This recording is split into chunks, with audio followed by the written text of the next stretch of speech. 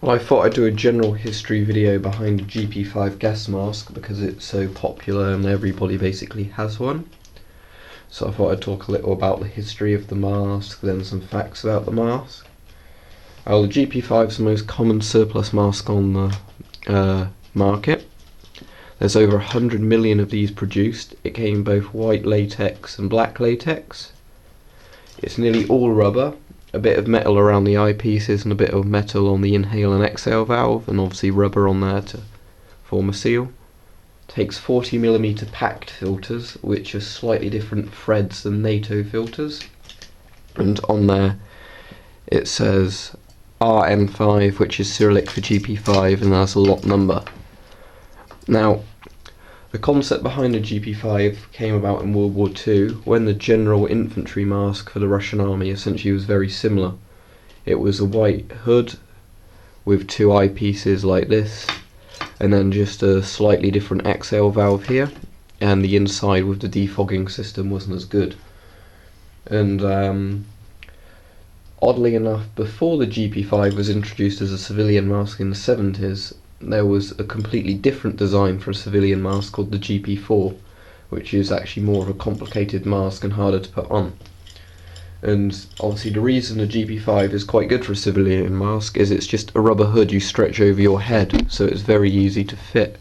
Now, if I try and get the inside open here, you should be able to see that there's just two eyepieces. The exhale and inhale bit is at the bottom of the mask, and the air comes up through where the lenses are to blow a bit onto the actual lenses to keep them clear, and then it's exhaled through the bottom of the mask.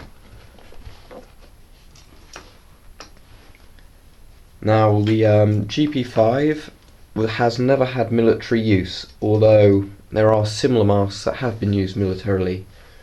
There was a version of it called the GP5M, which was used in the Soviet army, and that looks like a GP5, but it has a voice diaphragm of various types here.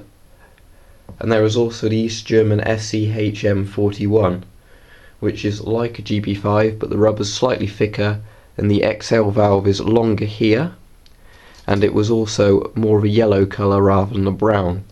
And those are normally attached to coffee can filters via hose rather than just the small green filters. Now, there's a lot of myths and things about the GP5 saying there's asbestos in the filter. So if I just get this off for you. Now, there's certainly no asbestos in here, but it's not necessarily a safe filter to wear. I'm not overly concerned about it, but obviously there are metals in here that could give off bad vapours and everything, because obviously these are quite old, these filters. There's the bottom of the mask, that's the exhale valve here, and the inhale valve there. Now, despite being a civilian mask, this does use the standard GP5 fitting, the standard Russian PACT fitting, so you can fit other PACT filters to it, or the hoses to it, for whatever use is needed. Now, the GP5 was actually stopped in production during the 90s, during the collapse of the Soviet Union, and it was replaced by a thing called the GP7, which is another civilian respirator, and it's much more similar to the current Russian Army issue PMK gas mask, I think the name is, respirator. But yeah, that's some general history for you behind the mask. See, loads of people have them. And yeah, it's an interesting mask. It's not the best as a mask design in the world, but it's very cheap to manufacture, and obviously it worked quite well. Thanks for watching.